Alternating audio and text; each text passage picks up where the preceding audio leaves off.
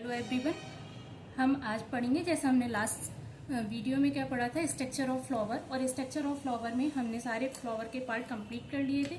आज हम फ्लावर का मेल रिप्रोडक्टिव पार्ट यानी स्टेमन के बारे में बात करेंगे। स्टेमन का काम क्या होता है? पॉलन ग्रेन का फॉर्मेशन करना। स्टेमन का काम क्या होता है? पॉलन ग्रेन्स का फॉर्मेशन करना। और हम स्ट्रक्चर देखें तो हमें बाहर से उसकी मॉर्फोलॉजी कुछ इस तरह की स्टेमन की दिखाई देती है। देखिए, स्टेमन में उस दिन भी बात करी थी, क्या प्रेजेंट होता है? दो स्ट्रक्चर, एक एंथर और दूसरा फ्लामेंट। दो पार्ट्स प्रेजेंट होते हैं, एंथर एंड फ्लामेंट। अब देखिए, ये जो एंथर वाला पार्ट है, इसमें आपको एक लोब ऊपर दिखाई दे रहा है, एक लोब नीचे की तरफ दिखाई दे रहा है। दो लोब दिखाई दे रहे हैं। इस वजह से इस स्ट्रक्चर को, एंथर को क्या कह सकते हैं? बाइलोब्ड स्ट्रक्चर भी कह सकते हैं। एंथर क्या है? एक बाइलोब्ड स्ट्रक्चर है। अब देखिए, ये जो फिलामेंट वाला पार्ट है, स्टॉक लाइक स्ट्रक्चर, जिस एंड के साथ थैलेमस के साथ जुड़ा हुआ है, ये क्या है? ये है थैलेमस। फ्लावर के स्ट्रक्चर में ये सारी बात हुई थी, ये थैलेमस है। और थैलेमस के साथ फिलामेंट का जो एंड जुड़ा हुआ है उसको क्या कहते हैं? Proximal and. और जो एंड फिलामेंट का किसके साथ? एंथर के साथ अटैच है, उसको कहते हैं डिस्टल एंड। अब इसके बाद हम बात करते हैं इंटरनल स्ट्रक्चर ऑफ एंथर के बारे में। देखिए, एंथर का, स्टेमन का काम क्या है? पॉलन ग्रेन का फॉर्मेशन करना। तो कहाँ पॉलन ग्रेन का फॉर्मेशन होता है? एंथर वाले पार्ट में। अब हम बात करते हैं किसकी? इंटरनल स्ट्रक्चर ऑफ एंथर की। हमने एंथर को काट लिया है, ट्रांसवर्स सेक्शन देख रहे हैं, तो हमें कुछ एंथर का डायग्राम इस तरह का दिखाई देता है। ये सेल्स मैंने सिर्फ एक एरिया में बनाई है, ऐसी ही सेल्स यहाँ चारों तरफ प्रेजेंट होती हैं। फिलहाल मैंने सिर्फ एक तरफ बनाई है। तो देखिए, इंटरनल स्ट्रक्चर ऑफ एंथर हमने काटा है। और सबसे पहले हमको क्या दिखाई दे रहा है? सबसे पहले तो ये देखिए, ऊपर जैसे बात करी थी कि कितने लोब्स प्रेजेंट होते हैं, दो लोब प्रेजेंट होते हैं, lobe first and lobe second. तो देखिए, ये जो एंथर का लोब दिखाई दे रहा है, ये क्या है? एंथर का फर्स्ट लोब है। और ये जो दिखाई दे रहा है, ये एंथर का कैसा है? सेकंड लोब है। अब देखिए, जैसा आप देख रहे हैं, एंथर के एक लोब में आपको कितने चैम्बर दिखाई दे रहे हैं? दो चैम्बर। एक लोब में कितने चैम्बर दिखाई दे रहे हैं? दो चैम्बर। तो एंथर के एक लोब में हमें दो चैम्बर दिखाई देते हैं। और इस चैम्बर का नाम थीका है। ये चैम्बर का नाम थीका है। तो हम बोल सकते हैं एंथर एक बाइलोब्ड डाइथीकस स्ट्रक्चर है। क्या मैं बोल सकती हूँ एंथर एक बाइलोब्ड एंड डाइथीकस स्ट्रक्चर है? ठीक, उसके बाद हम देखते हैं इसकी लेयर्स के बारे में बात करते हैं एंथर की। देखिए, सबसे ऊपर की तरफ जो लेयर हमें एंथर में दिखाई देती है, इस लेयर का नाम है एपिडर्मिस। दूसरी जो लेयर ऑरेंज कलर से मैंने बनाई है, इसका नाम है एंडोथीशियम। तीसरी लेयर्स मिडिल लेयर्स।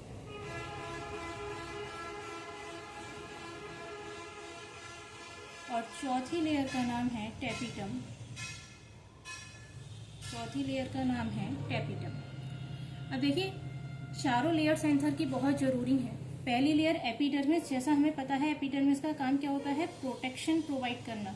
एपिडर्मिस क्या प्रोवाइड करवाती है? प्रोटेक्शन प्रोवाइड करवाती है। दूसरी लेयर क्या है? एंडोथीशियम की। ये एंडोथीशियम की लेयर हाइग्रोस्कोपिक होती है नेचर में। एंडोथीशियम की ये लेयर हाइग्रोस्कोपिक होती है नेचर में। इस बात से क्या मतलब है हाइग्रोस्कोपिक होती है नेचर में? देखिए, अभी हम बात कर रहे हैं मेल रिप्रोडक्टिव पार्ट की, और हमें क्या पता है कि पॉलन ग्रेन का फॉर्मेशन होता है मेल रिप्रोडक्टिव पार्ट में। तो अब होगा क्या? ये जो इसके अंदर टिश्यू है वो क्या बनाएंगे? पॉलन ग्रेन्स बनाएंगे। तो होगा क्या? हल्के हल्के पॉलन ग्रेन्स बनेंगे, और ये अपने अंदर क्या करते रहेगा? पॉलन ग्रेन का स्टोर स्टोर स्टोर। जब पॉलन ग्रेन्स का नंबर बहुत ज्यादा हो जाएगा, तब ये लेयर क्या हो जाएगी? फट जाएगी। यानी कि ये किस में भी हेल्प कर रही है? एंथर के डाइसेंस में भी कौन सी लेयर हेल्प करती है? एंडोथीशियम की लेयर हेल्प करती है।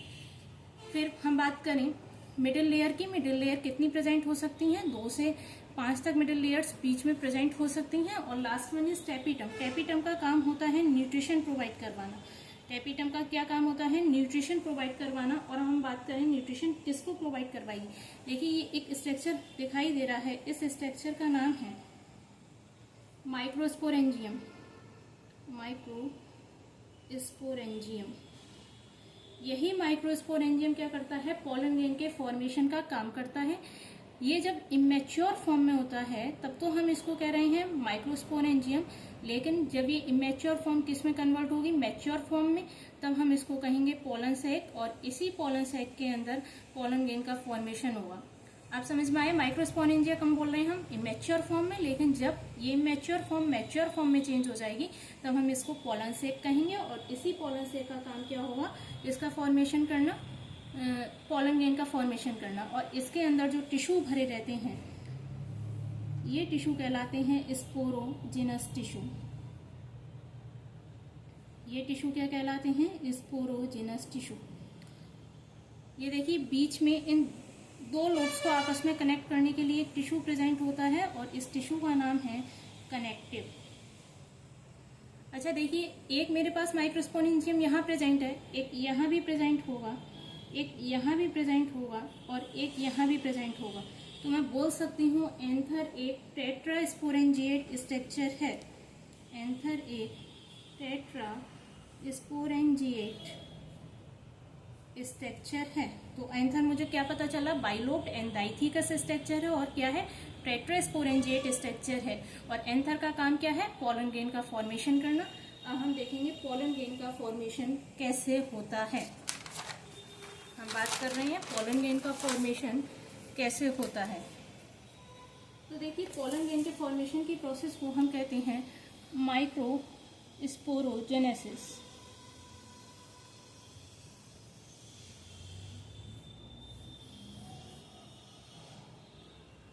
माइक्रोस्पोरोजेनेसिस का क्या मतलब है, फॉर्मेशन ऑफ माइक्रोस्पोर। और माइक्रोस्पोर क्यों बोलते हैं, फॉर्मेशन ऑफ पोलन ग्रेन, या फिर माइक्रोस्पोर भी बोल सकते हैं, या मेल गैमीट भी बोल सकते हैं। तो ये क्या कहलाती है, माइक्रोस्पोरोजेनेसिस कहलाती है। अब माइक्रो क्यों बोलते हैं, क्योंकि मेल गैमीट जो होता है वो साइज में हमेशा कैसा होता है, छोटा होता है, और छोटे साइज की वजह से इसको हम क्या कहते हैं, माइक्रो। और मेल गैमीट का फॉर्मेशन कर रहे हैं तो क्या कह देंगे, माइक्रोस्पोरोजेनेसिस। अब देखिए माइक्रोस्पोरोजेनेसिस कैसे होगा। अभी हमने एंथर के डायग्राम में पीछे पढ़ा कि माइक्रोस्पोरेंजिया प्रेजेंट होती है, और माइक्रोस्पोरेंजिया के अंदर स्पोरोजेनस टिश्यू प्रेजेंट होते हैं। माइक्रोस्पोरेंजिया के अंदर स्पोरोजेनस टिश्यू प्रेजेंट होते हैं। ये मैंने एक माइक्रोस्पोरेंजियम का डायग्राम बनाया है, माइक्रोस्पोरेंजियम। और इस माइक्रोस्पोरेंजियम के अंदर क्या प्रेजेंट है, स्पोरोजेनस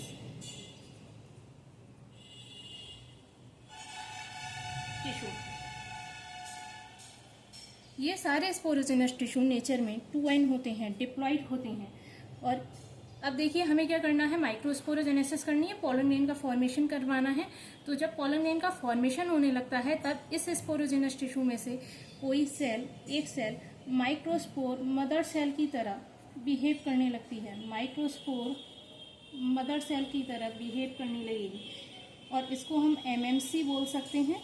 ये भी नेचर में कैसी है, डिप्लॉइड है। नेचर में कैसी है, ये डिप्लॉइड है। तो देखिए माइक्रोस्पोर मदर सेल, अब हम एक माइक्रोस्पोर मदर सेल के साथ पोलन ग्रेन का फॉर्मेशन पढ़ना शुरू कर रहे हैं।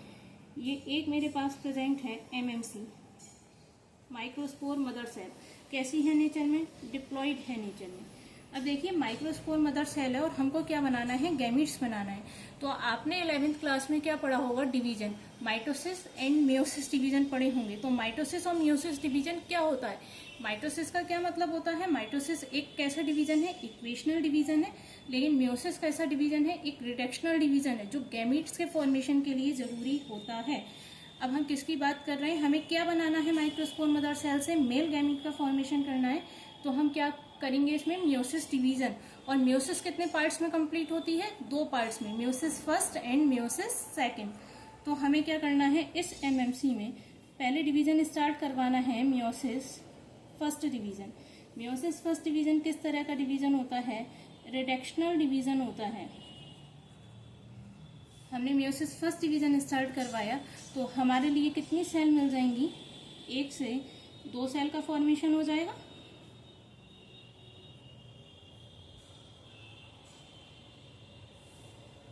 इसके बाद हम क्या करवाएंगे, मियोसिस डिवीजन कंप्लीट करवाएंगे, यानी कि मियोसिस सेकंड डिवीजन करवाएंगे। और मियोसिस सेकंड डिवीजन क्या होता है, एक इक्वेशनल डिवीजन होता है जो बिल्कुल माइटोसिस की तरह होता है। Meiosis second division is just like mitosis. अब हमें कितनी सेल्स मिलने वाली हैं, 2। हमारे पास पेरेंट सेल प्रेजेंट हैं तो 4 डॉटर सेल मिलेंगी कि नहीं मिलेंगी। ये देखिए यहाँ हमने एमएमसी में डिवीजन किया, मियोसिस फर्स्ट, क्योंकि एक रिडक्शनल डिवीजन है, इस वजह से जो हमारे लिए क्या मिली, डॉटर सेल्स, वो नेचर में कैसी होंगी, हैप्लॉइड। फिर हमने मियोसिस सेकंड डिवीजन किया जो इक्वेशनल डिवीजन है, और हमें नेचर में हमको क्या मिल रही है, 4 सेल, जो नेचर में कैसी होंगी, बिल्कुल अपनी पेरेंट सेल के समान होंगी, यानी हैप्लॉइड कंडीशन में होंगी। अब ये देखिए, ये चारों सेल एक बॉक्स के अंदर बंद है और इसको हम कहते हैं माइक्रोस्पोर टेट्राड। इसको हम कहते हैं माइक्रोस्पोर टेट्राड। अब देखिए हमें क्या करना है, किसका फॉर्मेशन करना है, पॉलन ग्रेन का फॉर्मेशन करना है। तो हम इस माइक्रोस्पोर टेट्राड में से एक सेल उठाएंगे और उस पर डिवीजन पढ़ना शुरू करेंगे। ये हमने क्या लिया है, माइक्रोस्पोर टेट्राड की एक सेल, जिसको हम माइक्रोस्पोर बोल सकते हैं, जो नेचर में कैसी है, हैप्लॉइड है। ये माइक्रोस्पोर क्या करती है, डिवीजन करना शुरू करती है। और कौन सा डिवीजन करती है, ये माइटोसिस डिवीजन करती है। ये क्या करती है, माइटोसिस डिवीजन। कैसा डिवीजन होता है माइटोसिस डिवीजन, इक्वेशनल डिवीजन होता है। माइटोसिस डिवीजन कैसा डिवीजन होता है, इक्वेशनल डिवीजन होता है। तो माइटोसिस डिवीजन के बाद हमको कितनी सेल मिलेंगी, 2 सेल बनेंगी।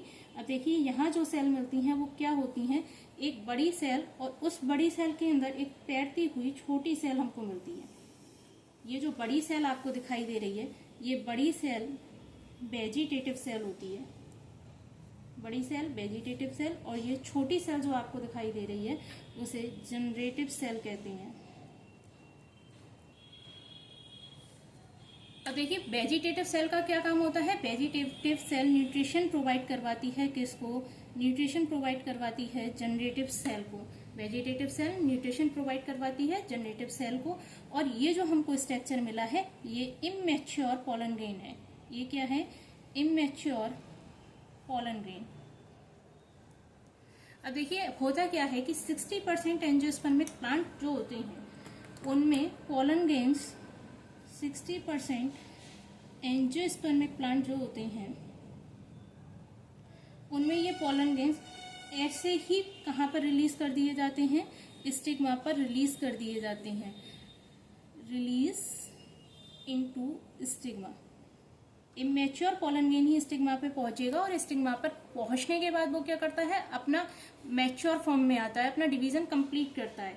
लेकिन 40% एंजियोस्पर्मिक प्लांट ऐसे होते हैं जिसमें ये कहानी जो हम पढ़ रहे हैं, या कहानी बोल रही हूँ सॉरी, एंजियोस्पर्मिक प्लांट ऐसे होते हैं जिसमें हम ये जो पढ़ रहे हैं पॉलन ग्रेन का फॉर्मेशन, वो कहाँ जाके वो एंथर के अंदर ही कंप्लीट होता है, फ्लावर में ही कंप्लीट होता है।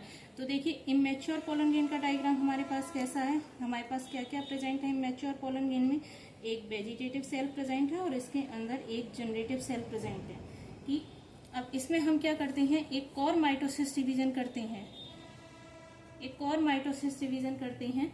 तो यहाँ मैं बोल सकती हूँ सेकेंड माइटोसिस डिवीजन कर रहे हैं, और यहाँ जो डिवीजन हुआ वो फर्स्ट माइटोसिस डिवीजन हुआ।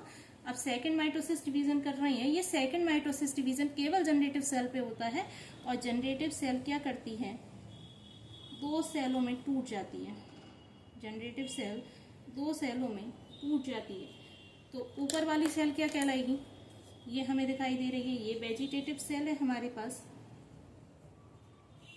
और ये जनरेटिव सेल जो माइटोसिस डिवीजन के थ्रू किसमें टूटी है, 2 सेल्स में, ये ही क्या कहलाते हैं, मेल गैमीट्स। किसका फॉर्मेशन किया है इसने, मेल गैमीट का। और ये क्या है, मैच्योर पॉलन ग्रेन। ये क्या है, मैच्योर पॉलन ग्रेन। तो आपने क्या देखा कि मैच्योर पॉलन ग्रेन के फॉर्मेशन के लिए तो हम बोल सकते हैं for the formation of mature pollen grain, mature pollen grain के फॉर्मेशन के लिए हमने कितने डिवीजन करे हैं, हमने एक मियोसिस डिवीजन कंप्लीट किया है और 2 माइटोसिस डिवीजन कंप्लीट किए हैं। एक मैच्योर पॉलन ग्रेन के फॉर्मेशन के लिए हमने एक मियोसिस डिवीजन कंप्लीट किया है और 2 माइटोसिस डिवीजन कंप्लीट किए हैं। नेक्स्ट पार्ट में हम स्ट्रक्चर ऑफ पोलन ग्रेन पढ़ेंगे। Thank you so much.